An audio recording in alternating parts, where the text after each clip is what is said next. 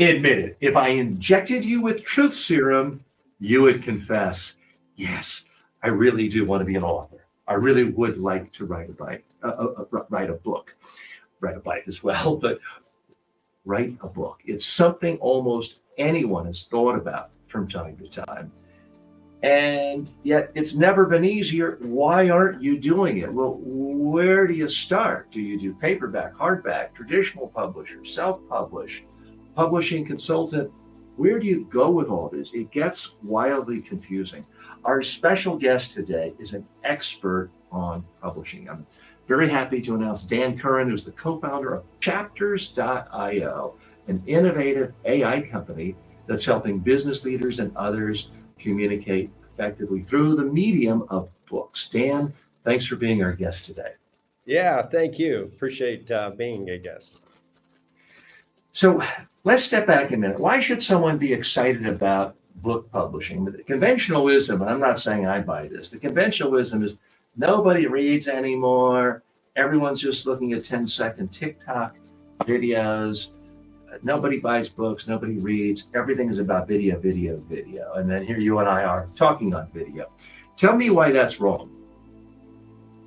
Well, I think it's a shame that people are not sharing their wisdom, life experiences, perspective. We have 23andMe that collects your DNA, that tells you about, where you came from and how you're predisposed from a biological standpoint. But all that, thoughts in your head, is it once you leave this planet, is it just gone forever? And that's really, one of the top few reasons why we created Chapters, is to democratize and remove that stress of grabbing, this precious genius that each of us have. And so I think as far as becoming a bestseller and making millions of dollars, well, we're a capitalist society and that will take care of itself. But as we all know, most books are not bestsellers, and but we all have families, friends that, and that should learn more about, your perspective. So we're real. We're just even a bigger secret is there are bestsellers out there that don't really make money. And I have one or two behind me that are technically bestsellers, but did I really make money? No. I mean, it helped with business and other things. For people who want to know a little more about this, we're posting links to Dan's website and company in the show notes, in the description. I'm going to just show it briefly right now. It's Chapters.io. And we're going to talk about this more in a few minutes and go into deeper detail. But first, why did you decide you want to be focused on books? But we live in a world today where there are fewer gatekeepers than ever in every medium. Anyone can start a podcast. Anyone can start a YouTube series. Anyone can start a streaming service. Pretty much anyone can start a fast TV network. People can do online courses. What brought you to this particular medium? And also, let's just step back. How do you even define a book? Because a book these days can be text on a digital format. It can be an audio book, which used to be called a CD or an audio cassette. There's paperback, there's hardback. What does it even mean to you to say something is a book? Well, there's a lot of questions there and a lot of, things to ponder, actually, that we're all pondering, what is a book and what's, but I'll give it to you this way. I do believe the movie industry, although I'm not in it, but just the optics, the newspaper industry, the magazine industry, the music industry, especially has really evolved dramatically. Obviously, like Spotify versus, the typical buying albums and so forth. For some reason, the book publishing industry, in this person's opinion, my opinion, has not gone through that type of complete paradigm shift. And I think that is about to change. Well, it correct me if I'm wrong. It has, in the sense that, hundreds of publishers have gone out of business. Yeah, but it's still to have 10, 12 New York City publishing houses, and it's down to maybe 4.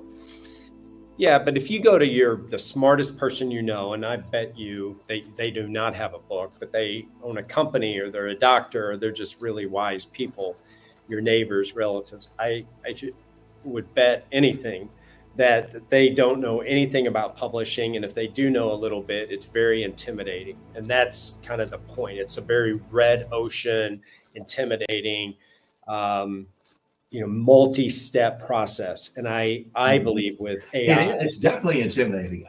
I started seeking a publisher 35 years ago. I published my first book 30 years ago. I've done half a dozen books or more, and I find it intimidating. So Yeah. it can be intimidating. So if you look at the kind of the supply chain, starts with an idea, someone writes the book, and then it's published and marketing, 4 or 5 steps, 6 steps. That's a fact.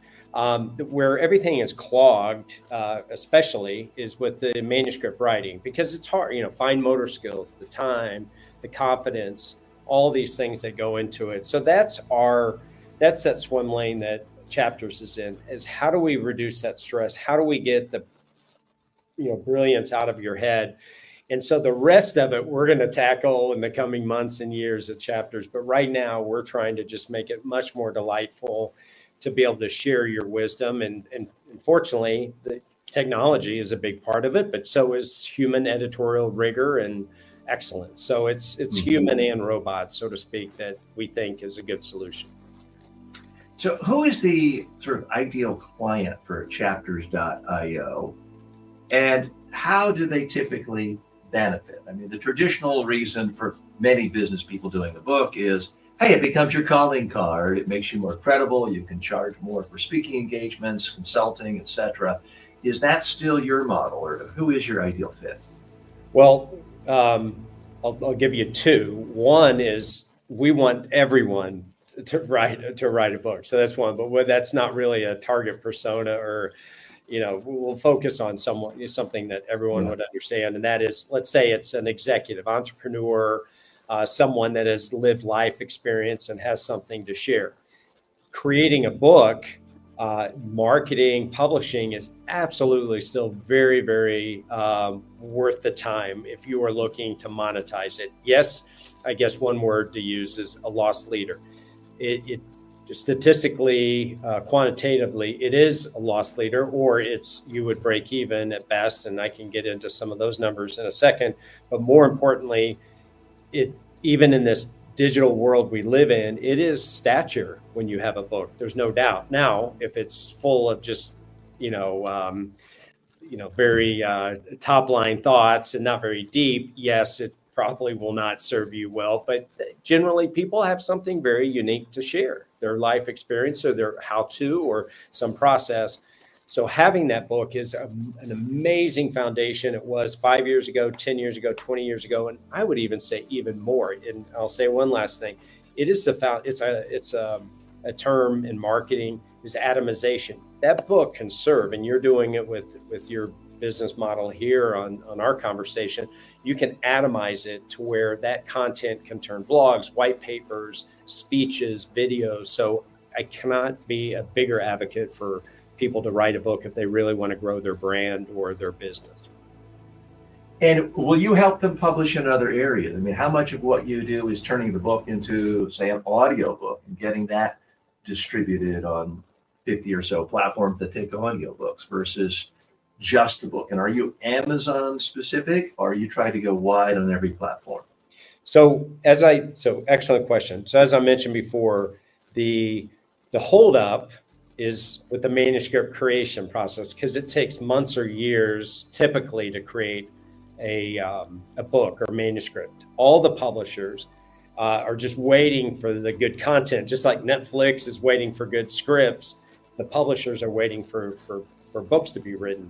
I'm just going to talk about Chapters for a second. Half of our business is helping you create that manuscript, making it delightful, easy. And we use technology and human editors, and it's we think, a really enjoyable process. It's not taking the 9 months or 3 years that a typical ghostwriter would take, or you take on your own.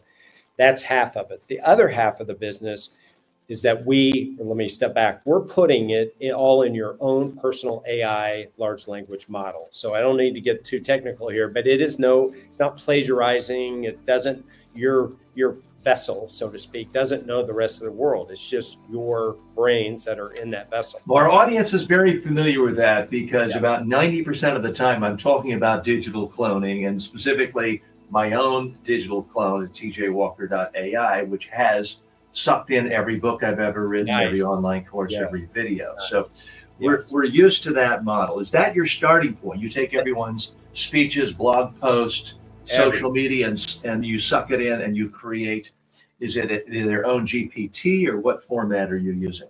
So as you know, it's really training that model, right? And one analogy is just Otter or Fireflies, these transcription services that a lot of us use when we do Zoom calls, et cetera. Well, they've trained after that, your Zoom call, that you get a transcript that shows meeting notes, who's responsible for each task. Somewhat similar to what we've done, except we've hyper-focused to create the input that you give us. We're asking you questions, we're grabbing old blogs, but we've trained it to do a story arc for a nonfiction business book. So it's maniacally focused on an amazing book for you to be able to profit from later on. And we use editors to help the process, a very concierge and enjoyable process. So, but once that manuscript is done, typically 90 days, that's the other half of our business. You can then go back to that large language model or that vessel and ask it, create a blog, white paper, speech, all from that manuscript. So we're trying to, again, atomize all of your knowledge. So we're really a receptacle. We're transcribing, organizing, and then helping you distribute. And are you creating your own proprietary technology, or you're just pointing people and guiding them, holding their hand to use Otter and other pre-existing systems? No. There's no, ours is, what's proprietary is the training of what we've done. So it's taken about a year and 1,000 hours to train it to be able to digest, to capture, digest, and to create the manuscript. As far as the other part that is proprietary is really just the interface, the user experience. So combining the training with the user experience creates, we hope, a wonderful experience creating a book. So it's, when people talk about proprietary technology, or we're on the back end of some of the large language models like OpenAI and their playground. But really, what we're doing is what's proprietary and amazing, and we're trying to get better every day, is really the user experience, that we try to eliminate any stress for the editor and the author, the two humans that are really involved in the manuscript writing, to make it very intuitive. And that is proprietary. That, we hope we do it better than anyone else. So you're not even thinking about it. Because one other quick note, one reason why we didn't create just a software like, one of these AI writing software is it's very crowded, very confusing. It's DIY, and the people we're dealing with are busy. They're building companies, they're doctors, et cetera. So they don't want to do it yourself software. They just want a very concierge environment to share their thoughts. And that's what we're creating. We're speaking to Dan Curran. He is the co-founder of Chapters.io, a new type of publishing company. Yeah, something we like to do here, because this show is about communication skills, is we like to give people just complete free reign, 60 to 90 seconds to pitch and talk to their ideal customer who might be lurking in our audience. So no questions, no prompting. I want to just turn the screen over to you and let you say anything you want to let people know about your company, why they might want to reach out. You feel free to be promotional, hold up anything, hawk any website. And I want to let you do that starting right now. Okay, well, thank you. So I mentioned earlier about removing the stress out of writing a book. And we really, that is our mission. That is, call it a vision or mission, is really to remove that stress. And so if you take a step back and you look, how do I write a book? Do I go in the woods for 6 months and write this book? Yes, that's one way. if you have the time and the fine motor skills to write or type. Another way is to hire a ghostwriter, and there's some amazing ghostwriters, but let's be honest or frank, that's a forced dating relationship that you have to be very intimate and transparent with this person over many, many months. We have found that your average alpha male, female entrepreneur or highly successful person, or just someone that's wants to share some wisdom, gets very fatigued with that relationship. So how can we do this better? How can we, yes, have the human interaction, in our case, an editor, but how do we accelerate the time to write the book and make it much more pleasurable? So that's really what chapters.io does. And if you go to our website, especially how it works, you'll see that you can do it in a couple of different ways. We transcribe through video questions that we're asking, and when you're driving, when you're, before you go to bed at night, wake up in the morning, you can answer these questions that we're creating, that our human editors are creating and AI is creating, and you are recording those. And then we get those transcripts and we organize it into a manuscript. You can even talk to us over Zoom. Again, we're recording, transcribing, and then organizing the thoughts. And then through this process, it's not 9 months. It's not $50,000 for a ghostwriter, $100,000 for a ghostwriter. It's 90 days, and the cost is approximately, half of what you would spend for a good ghostwriter. So that's people do spend a lot on ghostwriting. One of my friends is one of the most successful ghostwriters in the world these days, although now they put the ghost name, so I guess it's not completely invisible. Yeah. His name is Ellis Hannigan, and he just finished a ghost written book, a co-written book for Tom Selleck, but he's done Darrell Waltrip, he's done Chris Christie, he's done a lot of the most famous people in the world. And he's a natural gifted storyteller. He's the kind of guy, you've got to have lunch with him or dinner, you're going to have the time of your life. So he's easy to talk to. So for him, it's all about, he has to establish a relationship with them and have a lot of conversations, sometimes in person. He's got to pull the stories out.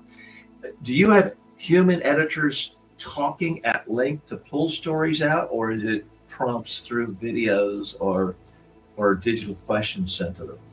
So it's yes, and they're very important. And maybe the nomenclature isn't quite right. I mean, the ghostwriter, like you just said, it's almost a cartoonish term. It's, now hearing you say it, it's like, I'm even thinking myself, is that really, Well, sometimes people do leave the name off, and that's the person. Yeah, it just, but even ghost, this is the whole thing. I mean, that when we talk about, just to take a step back here too, is, we're so anti-plagiarism, 100% attribution. This is your thoughts. We're just recording them, basically.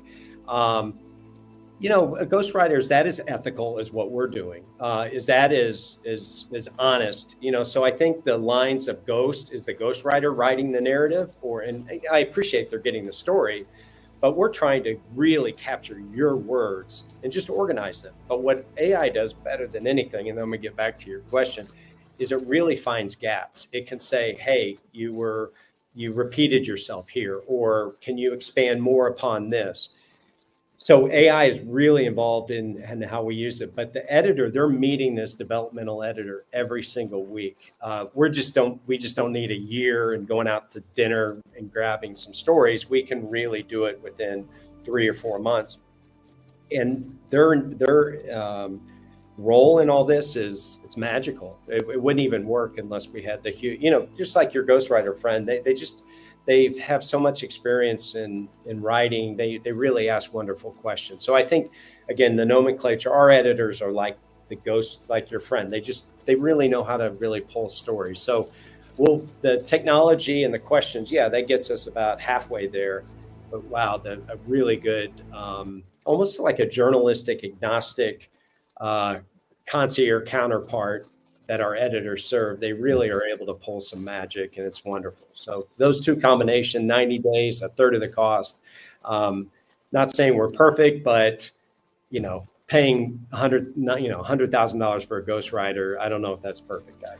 And when you plan on working with a client, are you going to do print on demand? Are you going to assume they already have such a huge following? You're going to work with them to do direct sales, so they're selling the first 5,000 to their customers, clients, friends. I mean, publishing is wildly complicated, and it's incredibly easy to lose a lot of money. Yeah. Let's be honest, and I will be forthcoming with you. I mean, I've published half a dozen books. Just published this one last week on on how to build an AI video clone, paperback and hardback, available in audiobook on Amazon as well. So, I mean, I've done self-publishing, I've done small publishing. Wiley has given me a large advance before. I've done hybrid, whether you want to call them vanity publishing or not. I've been around a lot, and I'm still learning how it goes. Where I have been wildly successful is publishing online video courses, not books. If I had to survive and feed my family or myself based on book sales, I would be a very, very thin person right now. Yeah. Well, you just did you just perform, provided a great public service announcement to everyone. So Everything is true. So help me understand something here, because this isn't exactly what you want to hear, but I have talked to countless business people in the last 30 years who've done books.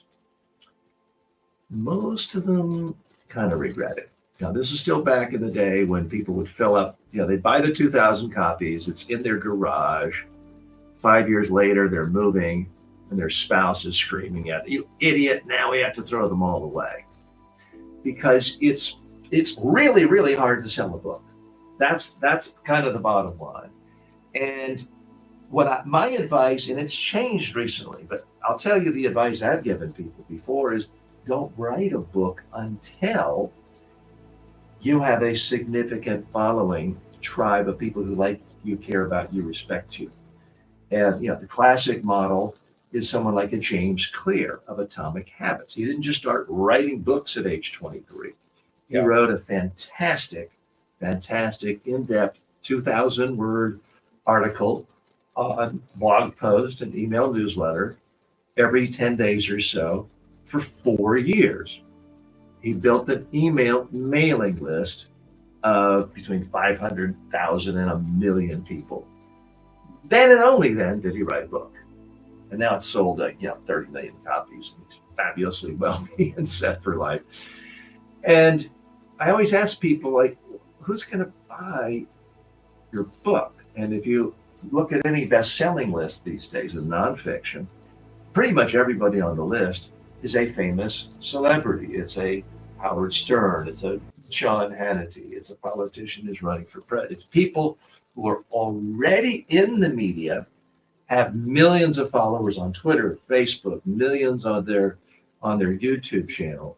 So my recommendation for the last 20 years or so has been, a book isn't going to make you famous the way it could 45 years. You could be Wayne Dyer, be a nobody, go on the Tonight Show, one appearance, or go on Oprah, boom, you can become a bestseller and make your career. These days, I see books as ways of monetizing a relationship you have with an audience already. That's my advice. Tell me where I'm wrong, because I think that it's not 100% congruent with your mission. I think we agree 100% and disagree to 100%. That makes sense. So I think that's one persona. And I think if you have aspirations to really get that book out, mass distribution, I mean, there's a couple of things here, so just bear with me. Number one, there's been developments in the last even 6 months. I believe if you go to old school brick and mortar, that business section will get smaller and it will be full of the not Howard Stern, but more business, Elon Musk, 89 books by Rich Dad Poor Dad, and it'll be that. And Rich Dad Poor Dad and 7 Habits will still be there. I mean, that's what that section will look like at Barnes & Noble. It will not get bigger. It will get smaller, high profile names, actually nicer, thicker books, because that's how they're going to make their money at Penguin or Random House. It's not going to get, broader. So where are all the other books going? Why am I so energized about it? Number one, you don't have to have those type of aspirations. I think if you built a big manufacturing widget company and you really were an innovator in your niche space, I think you don't owe it, but it would sure be amazing to your orbit, whether it's 50 people or 500 people, to create that book and to capture that wisdom. So I'm just a big advocate of you being able to, for us to make it easier for you to share your wisdom. If you want to go down the route of really monetizing it, it's everything you said. And that I saw a study that just came out, and I'm sorry for the people that put it. I was listening to a webinar yesterday. Your ROI is really quantifiable in the positive bucket if you really put your work behind it, not the book itself, but the speaking engagements, your business. If you really evangelize that book and atomize it, it's still a great tool. But if you're wanting to be a New York or Amazon bestseller, then that's a very thin swim lane, and there's a formula for it, and you can do very well. And we'd love to help you do it. But we're also helping other people that, we're working with scientists, leaders of a billion-dollar company person. We're working with that founder. His aspirations are just, hey, let's capture the manuscript first, and then we're going to worry about distribution later. So there's a broad spectrum of aspirations, whether modest or aggressive. If you have a question for our guest today, Dan Curran, you can type them in the comments section. You can actually push the link and join us right on screen and ask him a question. Talk to him yourself if you like. Jules Lincredule has written really interesting subject and information. Thanks, Jules. Thanks so much for watching. If you have any questions for Dan, let him know. So some business owners, like Richard Branson, is so well known that he probably gets 10 offers a day from publishers, the traditional way. And he has written 20 books. There's a lot of other entrepreneurs no one's ever heard of, but they have compelling stories. Who's do you have someone on your dream list, either a profile or someone you think is a good candidate, so people can identify, maybe think, well, that sounds like me? Well, that's a great question. I am so not focused on the kind of the pop culture entrepreneur. I've met a lot of these people, and have you ever heard a celebrity, an up and coming celebrity, and they go, oh yeah, I met my favorite celebrity and at a party, and I really didn't care for that person. I've had a bit of that. How can I put this diplomatically? I think there's a lot of people that are not the smartest people or the wisest, maybe. They're all smart, but that are the most interesting people that have bestsellers. I'll put it that way. Mm-hmm. So my goal are the people that you haven't heard of, that I think have built massive companies, that haven't, for their ego, built a big social following, but they're just wise. And so I don't have any names to drop. I do follow a lot. I'll push a book right now.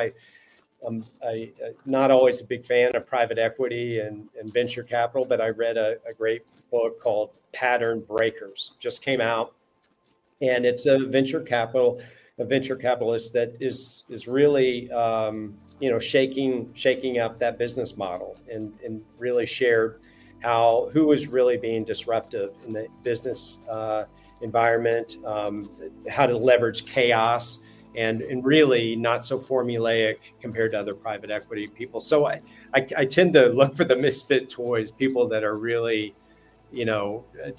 truly change agents, but they're not so alpha that they want to tell everyone how great they are. So I'm trying to uncover those people. Mm-hmm. Dan, you mentioned the phrase atomized several times. I think I know what you're talking about. You can take an piece of intellectual property, a manuscript. You can sell it as an ebook. You can sell it as a paperback. You can sell it as a hardback. You can sell it as an audio book. You can repackage it as a speech. You can repackage it as a webinar. If I've built the biggest widget factory in Cleveland and I just kind of want a legacy and I'm already worth $100 million, maybe I don't care about any of that. But let's look at someone who has maybe put together an 8-person management consulting firm, and spending $25,000, $30,000 to publish is still somewhat significant. They would love to be able to point to a return on investment 3 years later and say, okay, I did this, I put in a lot of time, but hey, I got 200,000 back. What are you most excited about right now? What other individual strain of or atom of revenue do you see as untapped at the moment when it comes to authors monetizing their intellectual property? Is it the audiobook download? Is it using AI to print in multiple languages? Is it using print on demand to do large print? There's so many options now. What excites you the most for those, I guess, smaller entrepreneurs who, they're not trying to get rich off their book, but they would like to actually monetize it, not just through the sense of, well, I lost 30,000 and only sold 40, but I got one client and they became $1 billion client for me. Yeah. I mean, at some level, anyone can win a lottery ticket, but short of that, what revenue streams from a book are you excited about that maybe people haven't heard of or thought of much? Well, one thing I want to reiterate, something you said that aligns with this. All of those options, the ebook, the multi-language, the audiobook, they're all very doable and getting easier to execute day by day, but it's still confusing. Saying that, you still have to lean in, and I'm going back to a couple of comments ago that you had. You have to participate if you want to be successful. Yes, the CEOs that you've talked to who look back and said, oh, it wasn't quite as successful. I promise you cannot outsource all of this to anybody. Even if you go to a publisher, there's a lot of gripes about kind of the traditional old school publishing, the big companies that they don't support. And that's whether true or not, you have to participate. You have to lean in. You have to personally. By the way, there's only one time in my entire life I've ever met an author who didn't basically hate his publisher. Yeah, right. I mean, having lived in New York City for 25 years, and spending a lot of time in network TV studios and speaking circles, I met a lot of authors. Everybody hates their publisher, with one exception. I was talking to Frank Rich, the famed theater critic of the New York Times, and a columnist who is, these days he produces shows like Succession, and he had a new book out. So I just said, hey, every author I know hates their publisher. How's it going with your publisher? He's like, oh, they're great. It's really good. Yeah. But it was easy to get a lot of publicity if your client has a 3 times a week column in the New York Times as he did. But just an aside there. No, Mary's, I love it. And to answer Mary's writing in. We have some comments from viewers now. Mary writes in, thanks to both of you. I have a question here. Is it possible to use AI to publish and promote your book or product? I know, Dan, that AI is very much a part of your business, but you're not just saying to ChatGPT, write me a book, cut, paste, and publish. It's not quite that simple. If you could elaborate on Mary's question. Yeah. So, Mary, your whatever your niche is, your background, your audience that you're trying to connect with. Yes, AI on the publishing, the atomization. You can take a book, you can turn it into blogs, white papers. You can, do some of that with or without chapters right now. I want a public service announcement. You still need a human editor. You still have to go through. You want it to be very authentic and read well. But it's very contextual to answer the latter part of your question to who you're targeting. So run away from anyone that says that they can use AI to clone your voice and to completely distribute all your content. Yes, they can do that, but is it going to be the quality that you want? So again, lean into it. I think you're going to see in the next year AI really, really disrupting on the distribution. So I kind of have a half answer that I think that is the next frontier. Is right now we're working on the manuscript process, but on the distribution, the wonderful thing that is happening now and will continue to happen is you don't have to spend a lot of money. And Brent, you mentioned earlier, you can waste a lot of money on the distribution and marketing, especially there's a lot of people that will hold their hand up and say, hey, we'll do all your social media, we'll do all your blogs, PR. Be very careful, because you can actually do a lot of that yourself by using AI to, kind of get your marketing plan in place. So I don't know what the downside of you going to ChatGPT, Claude, et cetera, and asking it to help you build this marketing plan. You're going to have to still go over it, review it, but I think that's a place I would go first as kind of a foundation, and then do it yourself. I try not to spend any money until you have to on all that. Well, that does.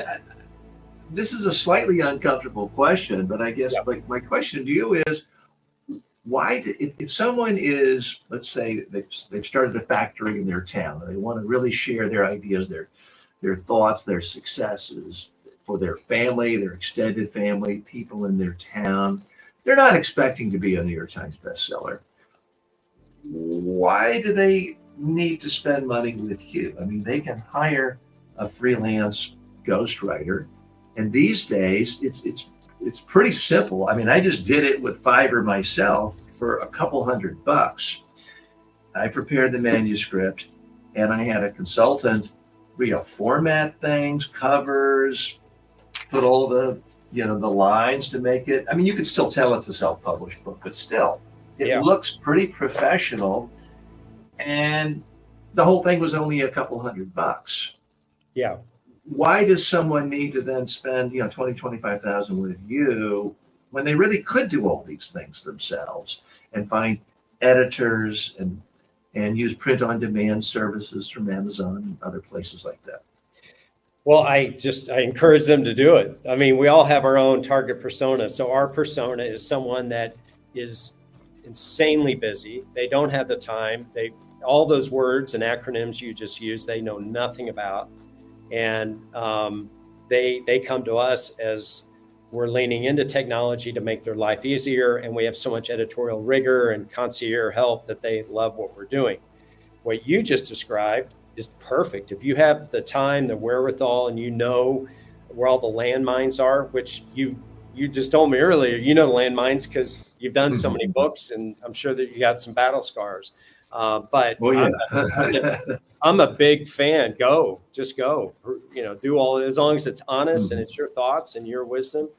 Now's never been a better time to do that. So yes, but there's there's different. A big Richard Branson is not going to do that, so he goes to another extreme. He wants the $150,000-$200,000 ghostwriter to do his book. So it's a spectrum, on how in all of this. And then, how do you differentiate yourself from others in your space? And I'm not putting you in the category of the vanity publishers who they're just trying to take every single penny from someone. Oh, I'll do your website. I'll do such. I mean, I've seen people go to a so-called publisher and they've spent 6 figures and they sold 2 copies. I'm not suggesting that's you, but there are a lot of companies that are sort of hybrids. I mean, I've used one before, Greenleaf Publishing. Yeah. There are a lot of incumbents in this space who've been around a long time doing similar services. How are you differentiating yourself in the marketplace? Well, from kind of how the sausage is made, and us, selling a company and getting into this industry a few years ago, but always, I knew a fair amount of book publishing, and so we kind of parachuted in, and that was good. We did not want to be part of the old guard. We wanted to reimagine the industry. None of these people are dumb. They're all smart. Greenleaf, there's lots of them. They're all smart. The traditional kind of old school, the Penguin Random House, I wouldn't want to be them. They got to figure out how to navigate this new world, but no one's dumb. They're all very, very smart. I'm just focused on us, and what us means is that we are trying to democratize, get more people to tell their story. We have to be for profit. We're not a nonprofit, so we elected to go after a certain persona that sees 10x value in what they spend with us.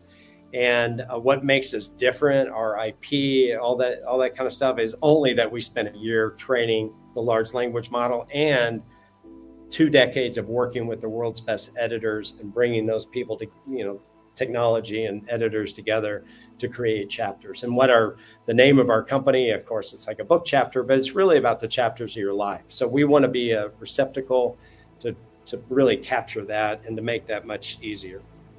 Mm-hmm. How do you anticipate advising people who do want to go wider and reach a broader audience and sell a lot of books. Because a lot of people, in my experience, they'll say, "Oh, I'm very humble. I don't have a big ego, and I just want." But you talk to them for a little while, they do have a big ego. Yeah, They wouldn't have accomplished all of these yeah, things. sure. And certainly, when I was a kid, and maybe even when you were still a kid, our perception of an author was, a big celebrity on the Tonight Show or on some big, on Oprah, and they got this, 10 million people watched it and they sold lots of books. Those days are gone. I mean, Oprah doesn't have 10 million people watching her show anymore. When she goes on, her cable channel, wherever that is, it's a lot smaller. Johnny Carson's long dead. And I mean, I've certainly heard from authors like Tim Ferriss who say, "Wow, I can go on the Today Show, sell 5 books. I sell a lot more going on a podcast like The Art of Charm, and I'll sell more books than ever." How do you anticipate advising clients on how to promote themselves on podcasts, which a lot of authors would say now is the preeminent way? If you don't have a built-in audience with your own millions of followers, going on podcasts that really align with your audience is the best way.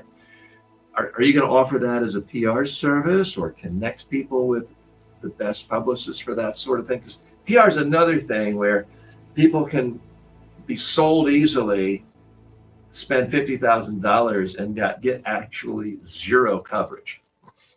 Yes. And, I come, a couple of decades in the marketing world and have seen PR evolved. And just like you said it very well. The nomenclature, we use the same terms, but they mean different things. Media means something different now than it did. And, Howard Stern was big. Well, he'll soon retire and be gone. Joe Rogan's big. Well, he'll soon retire. There'll be another Joe Rogan. This stuff is just not going to stop, and it'll be organic and go its own way. Saying all that, back to podcast in general, I think they're amazing. I think if you really want to use a hybrid publisher, self-publish, basically, not going to the traditional publishers and creating a book, publishing and marketing now's never been a better time, and tomorrow will be better than today. I think I was listening to this old marketing podcast, which is Joe Polizzi did this morning, and they were saying they are tired of big brands complaining they don't have enough budget to market. They were very articulate, more than I will be, but it was basically like, look at all these solopreneurs, these content entrepreneurs, as they call them, individuals that are just exploding onto and you know what you do? It's still elbow grease. You're not you. I know how much you're not you without all the elbow grease that you put into a brand. I know, I don't know you that well, but I know how much work it goes into it.